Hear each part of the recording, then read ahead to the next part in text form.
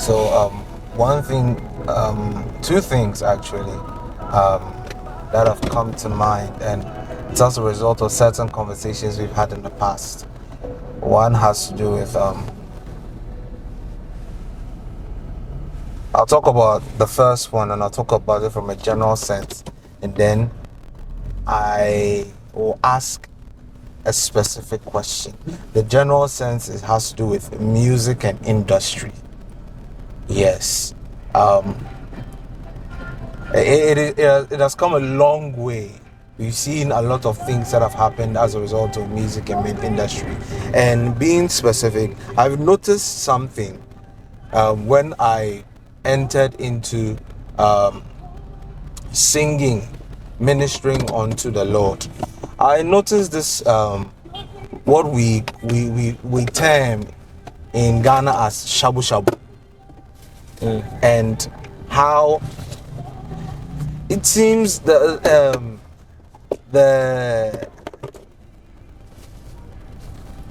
should I say gospel singer, minister of the Lord, keeps moving up and down, going to gigs, this and that, quoting his prices for ministering on a platform that he has been invited to. And you also look at instrumentalists. When there is a gig here, they actually play in the church. But when they've been invited to a place, and at times it can even be a place that is not Christian, find themselves going there. Now it begs the question: do these servants, I'll call them servants of God, people who have decided that they want to serve God through music, do they actually have faith that God can bless them? Why exactly are they entering into shabu shabu? Why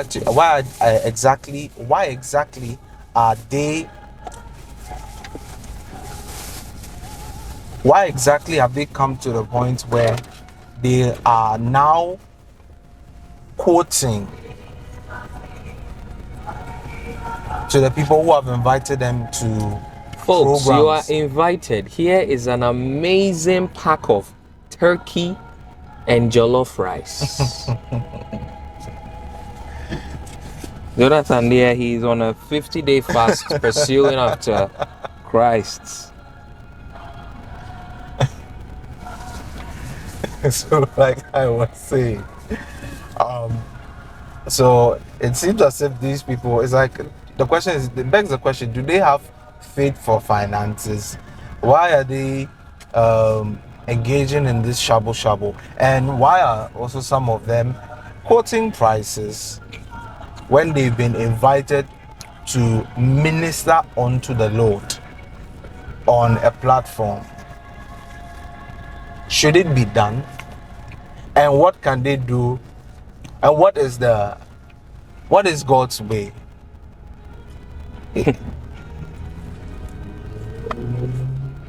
Yeah, that is my question. So share some of the examples, like things you have seen yourself feeling in whether in church or in church you've been in. I can say I've encountered some instrumentalists in my church right after church. Maybe we might have rehearsals, but the person will tell you that, oh, he has this place to go to, he can't be around. And then some of them, the rehearsals before the Sunday, we might meet on Saturdays. The rehearsal before the Sunday, they will not be around, and you find out, and it's because they went to play somewhere.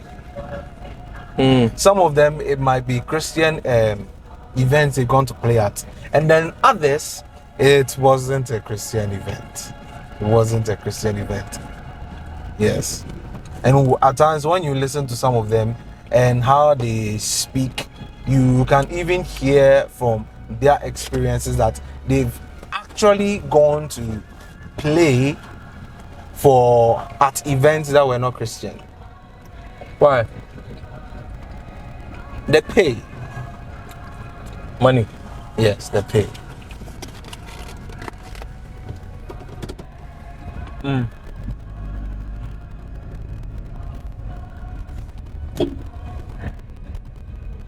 So let's use just one scripture to divide the line between one who is a servant of the Lord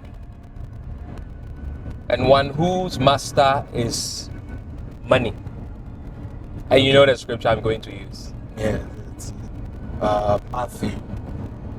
Chapter 6. Yes, chapter 6. Verse 24. No man can serve two masters. For either he will hold on to one, yes, and despise the other, otherwise he will hate one and love. Right? Okay. Yes. So he says you cannot serve Two masters. God And mammon. and mammon. Yes. This is Jesus talking. You cannot. He is stating that it is impossible. Your question hits on an instrumentalist in church. An instrumentalist in church is playing in church, and the question you want to answer is does he see himself as, or does she see herself as doing what she does in church in service to God? This could be a singer as well. You see, the moment you are a singer for God and you put an upfront fee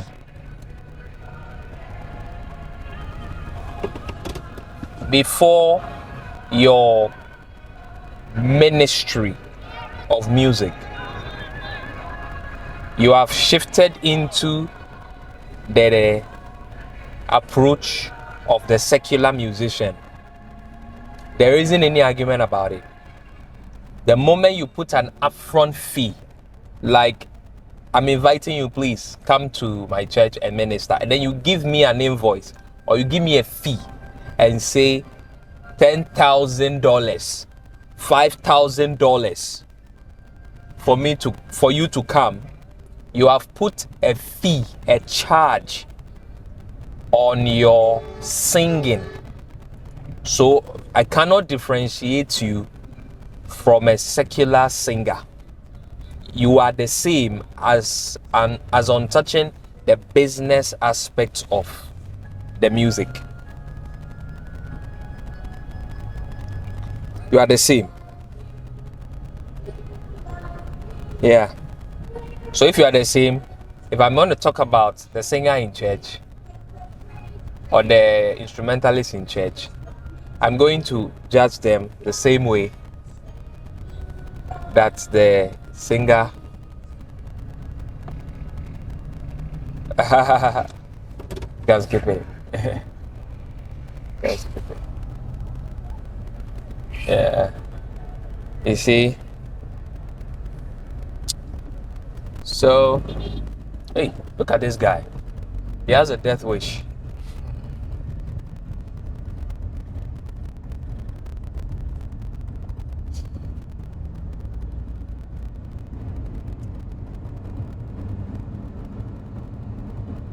So, an instrumentalist says 100 CDs to play for 1 hour. He has put an upfront fee for his service. At this level, he is not serving God. I'm not saying, Jesus says, you cannot serve God and money. The moment you put a fee before your service, you are serving money, which is mammon, riches, earthly riches, material riches. You are serving them. You are not serving God. So the moment someone who does something like that is to be analyzed or assessed, you can't call the person, while they were doing that, a servant of God. Okay.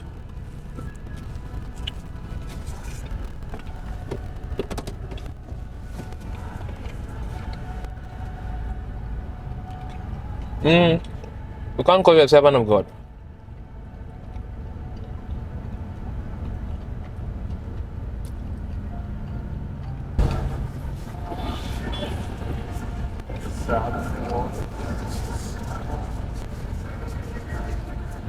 You say either this or that. Cannot. Serve the two at the same time. It's a dividing line.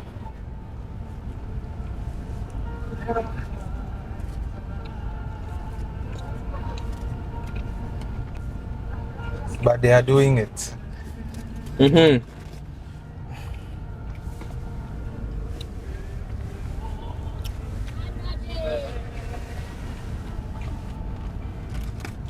The thing about truth is that truth is truth. It doesn't necessarily care about why you are doing it.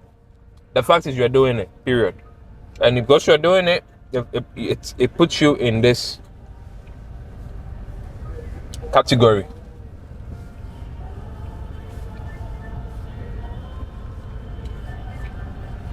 You are not a servant of God. You're a servant of money.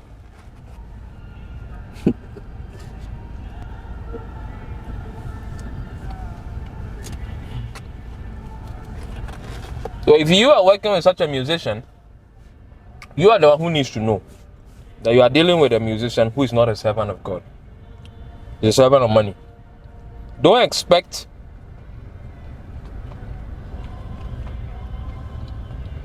a certain glory of God to be manifested while working with such a person, except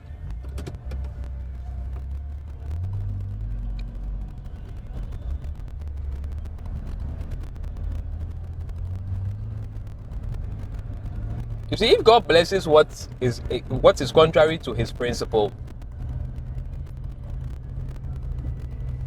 then he approves of it. I think we can agree to that. Yes. You bless what you approve of. If you bless something you don't approve of, you are sending a wrong message to us. It's a wrong precedence. So, a man's gift will make room for him before kings. Your gift by itself inherently has the ability to attract to you some degree of earthly honor and earthly glory. But the problem is that we sometimes mistake that glory for the glory of God. Okay. So it is in that same chapter that Jesus contrasts the glory of God with the glory of Solomon when it came to the fact that, in all of Solomon's glory, the glory of Solomon is basically material, the material riches that God gave to him, as well as probably how he used those riches to make himself look. I mean, you can imagine a kind of robe or something he wore as a king. Yes. It all came from expensive ornament, and that's all money speaking. But Jesus contrasts that with the glory of the grass and says, even in all his glory, wasn't as well arrayed as the grass. Yes. Or I should say the flower of the field. So what does that mean? You tell me now. So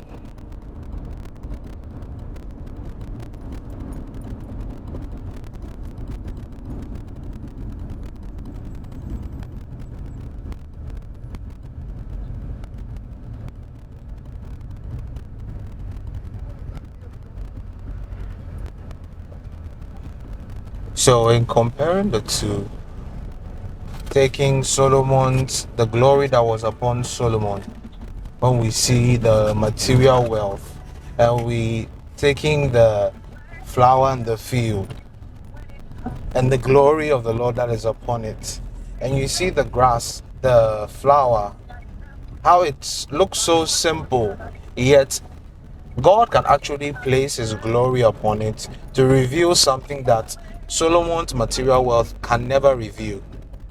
So my take on it is that something can be so simple, but as long as the person, that thing or that person serves the Lord, there is a glory upon that in the eyes of God, it holds more value than the material wealth that even Solomon had. You know, something is coming to me now, like sort of like a realization that the flowers of the field, they don't depend on money, material riches. They are utterly dependent on God. Yes. Who causes the rain to fall from the sky to water the earth, and they are nourished by this, and the sun. So the flowers of the field, because in that same chapter he also talks about the birds of the sky, the sparrow and all that. Yes. So what he's trying to use these examples to achieve is to highlight how these living things are solely and utterly dependent on God. But Solomon's splendor was dependent on his material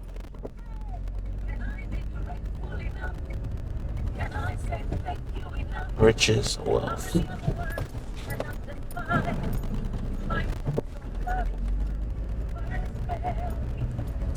Yeah. And so if he tells you that the ones that are utterly dependent on God are more splendid, he's making it very clear. Because they don't have to depend on your fancy, but you see a flower, you see the way it grows, and you are marveled by it. It's more beautiful to look at and appreciate, as you were saying, a certain nature of God. Knowing that it is it is not tended to by any person in particular that you can highlight, but you see it grow, and obviously it also fades away. Yep. So what do you say about that?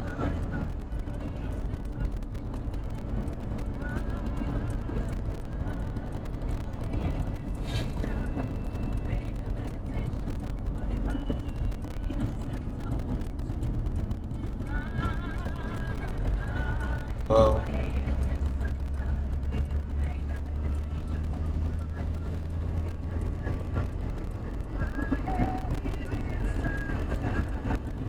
So anyway, coming back to the Instrumentalists, what do you have to say about what you just heard? Like the divided line. so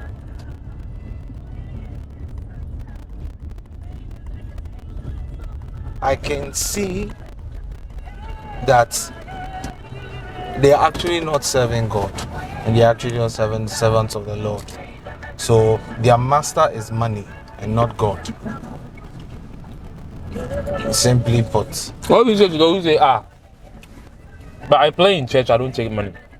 I serve God in church, but I use it to also I charge for it. How do you use Matthew 6:24 to answer the same thing? Because it's there.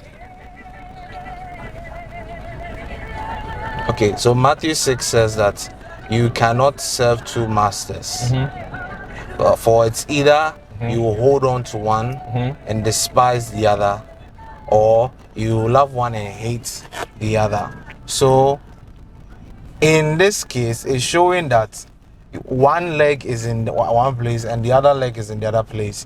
You are playing in the church, you are not taking money, and possibly you might be having a certain emotion due to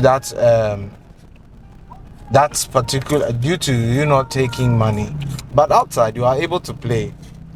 So we'll see that you are holding on to mammon, you are holding on to that particular gig, or you are holding on to that particular job that allows you to play and get money, though it does not please God, and you are coming into the house of God, and you might say that you are doing it for God, but you are actually engaging in something that just doesn't please Him. So the question now is, are you doing it for God? No, you are not. And then in applying that same verse, you may also be despising God. God.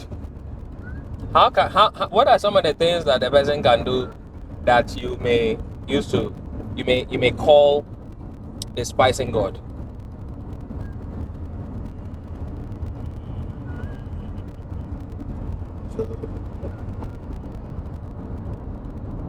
I may not be immediately evident to one who is in that situation, but when you look at it, that's what it means.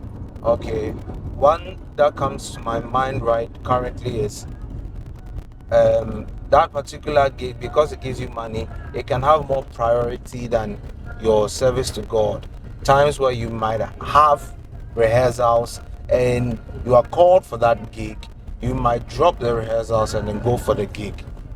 So at that moment, the gig has more priority than God. That is an example of despising the Lord.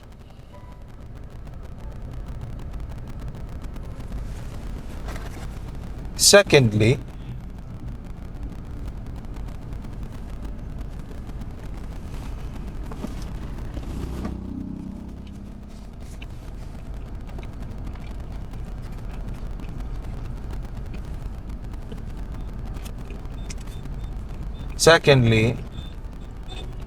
you might realize that you are not actually giving your best to God when it comes to playing or singing.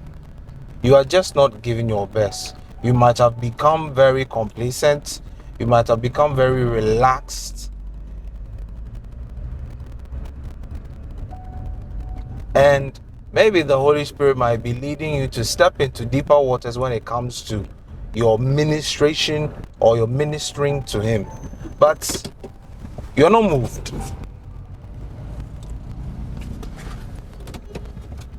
Because your mind is focused. You're actually not moved, simply put. And thirdly, is that God might be speaking to you concerning that particular gig and you are not listening. So I can look at those three and I can say that it can fall under despising God. What about when you introduce the man of God that you are under in church, or the pastor or the bishop or the archbishop or the reverend or whatever, the priest, and how your relationship with that priest becomes? How are you able to use that to illustrate despising God? Because remember, most people are under a priest or pastor or something. So yes, that's true. When we talk about the relationship with God, there is a human interface. Not when they have to pray. I don't mean in that sense, but like they serving somebody as unto God. That's what I mean. So how can you use that to also highlight despising God? So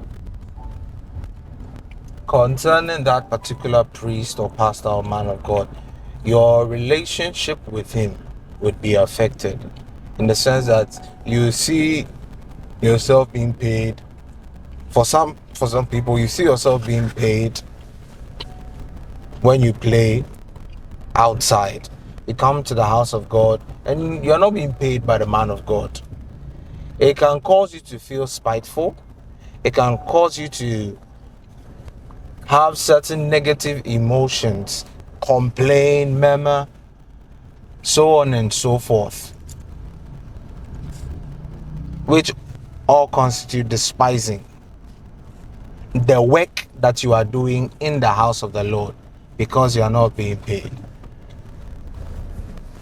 and thereby despising God.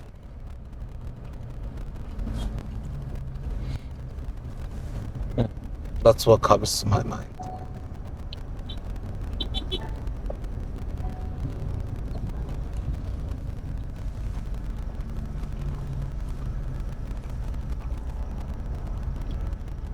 Can you find an example with those who have joined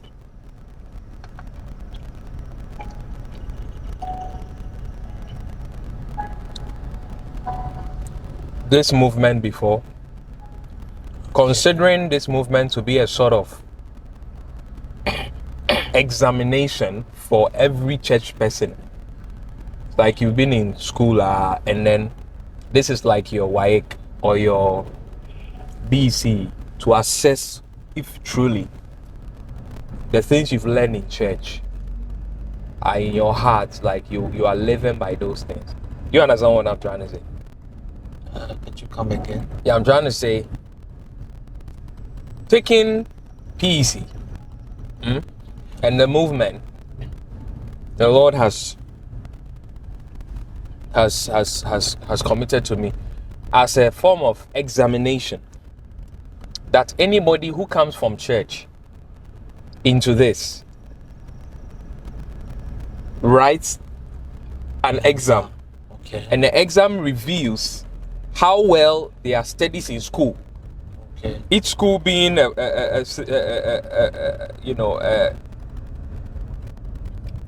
typology for different churches. Okay. Then you come to PEC. PEC is like your WAEC. Okay.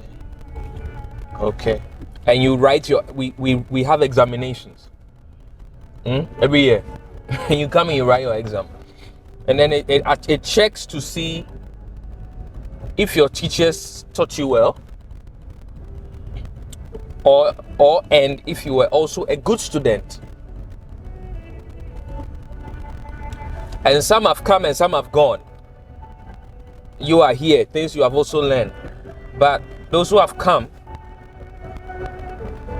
can you see and identify examples, obviously if you have to discreetly all the time, where you can say that Matthew 6:24, you saw it practically, Okay. in terms of the holding on to one end, despising the other, or hating one and loving the other. Okay. You get me now? Yes, I do. You can now share if you have gotten me. So,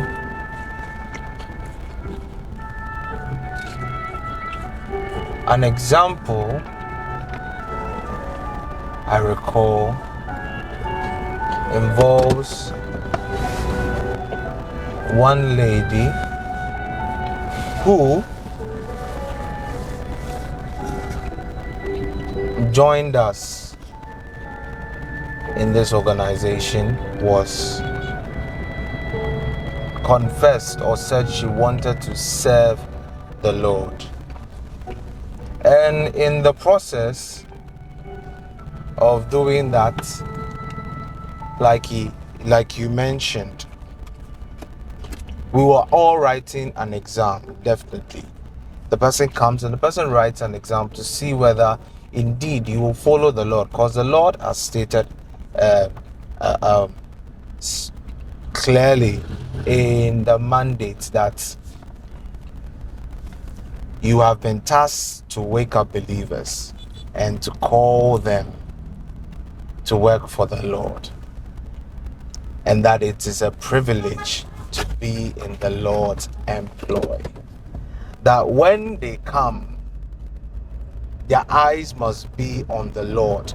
He is the one that will bless them. He is the one that will see to our needs. He's the one that will bless us. He is the one that will reward us, pay us. And receiving this word or this knowledge, later on, the lady begins to show certain attitudes.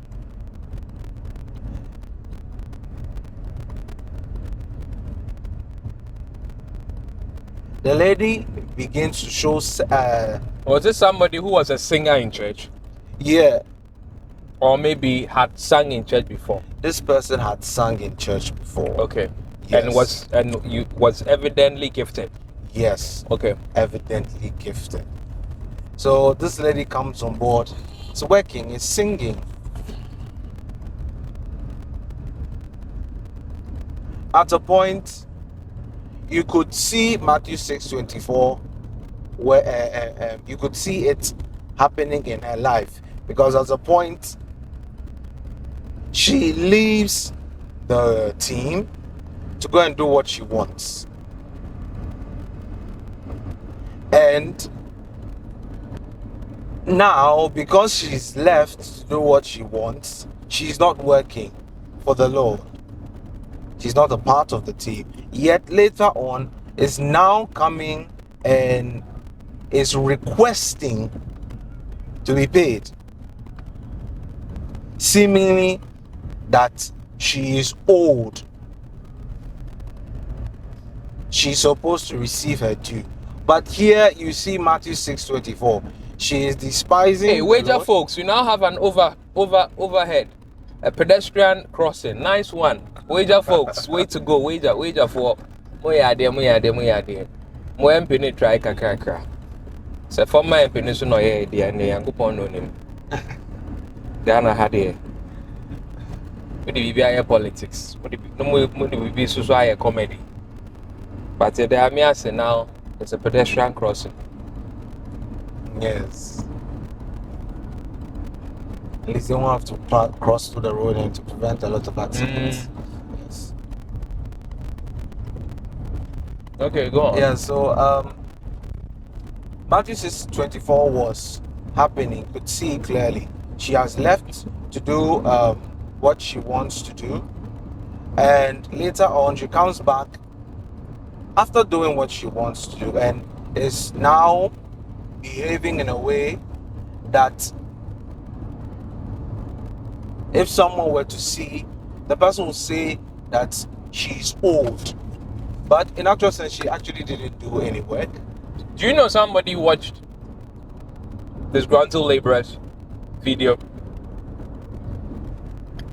And then he asked me, oh, so have you paid her? Have you sorted her out? And then I asked, did you listen to the video, like the message in the video?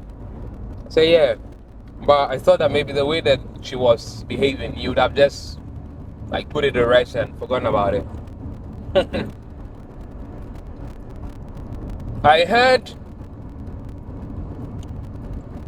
in his voice something. I just said to him, that is the difference between you and I. Because you are like Saul. Yea, though the Lord has commanded that you do it not, you will do it because you are concerned about what people think. Yeah. And that is why you are in the situation you are where now. You have lost the wealth you had, which everybody in Accra knew about. And now, well, I didn't add that bit, but I'm at liberty to just give it some more perspective. Like, but that's what I meant when I said that's the difference. But I did highlight a bit that like Saul, you know, and pretty much like the way Saul lost Yes. the kingdom. Because he was concerned about the people. Very good. I told him, I said, that's the difference between you and I. Are you the one going to lecture me on, oh, I thought you would have just sorted it out? Now, I'm saying this for a reason. Because remember in that video, I spoke about righteousness. And I want us to talk about that a little bit. Righteousness. Because most Christians are not living after the righteousness of Christ. Most Christians are living after their own righteousness, the self-righteousness. Why is it so? First, let me start from there. Why is it so?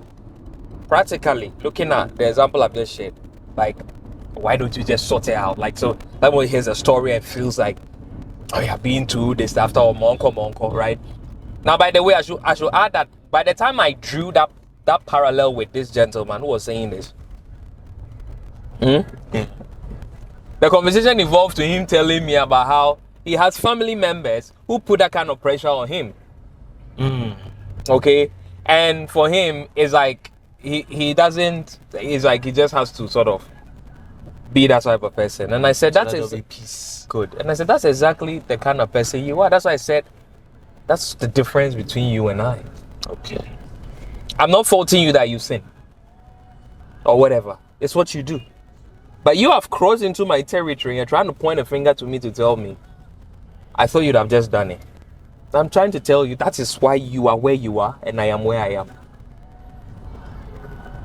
Okay. Because once the Lord has told me what to do, that is my law. Personal. For you, maybe God tells you that you should do it. That is your law. It's personal. If you're righteous, but by every man's deeds, you will know. By their fruit, you will know. Because we are judged according to our deeds, but by our fruits, we are also made known and revealed. And so when I look at what is going on in your life, it's not just what is going on in somebody's life. You also have to listen to what they are saying, their testimony of the Lord. Such people are complaining. This is complaining about how it feels God is not fair in this matter or that matter, and not like the person is not seeing God well. You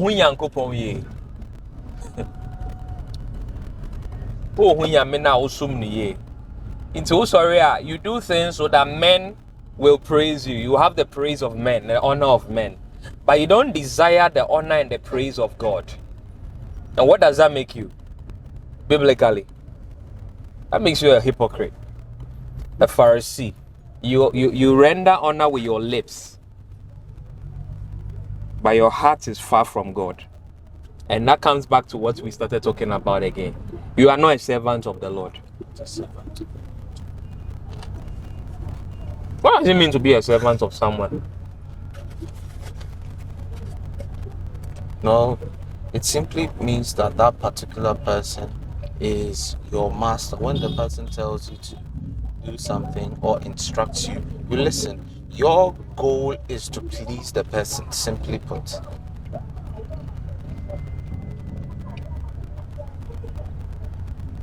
Yeah.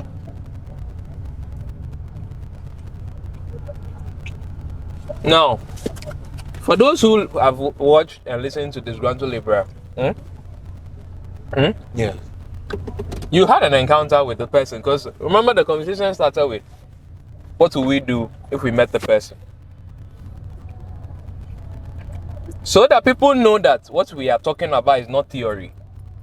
You want to give an idea of so you continue what you were saying anyway from where you were, and if it leads you there, that's fine. Okay, so It's your personal encounter. So a person's now behaving in a way that it seems that it puts across that the person is old, and when the line was drawn, You mean old, O-W-E-D? yes, OWED, the person Okay. was owed money when work was not done.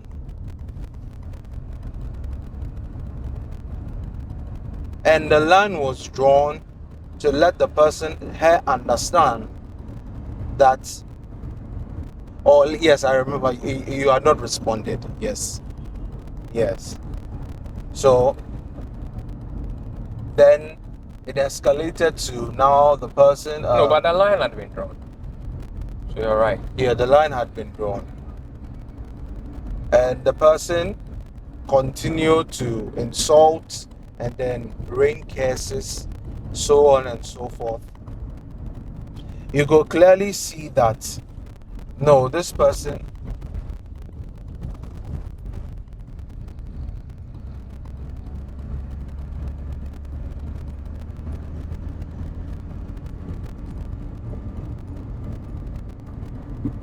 In the context of Matthew 6:24, you can use a term to describe. You can use person something was despising the Lord, by despising. How do you know? despising the man of God, despising you.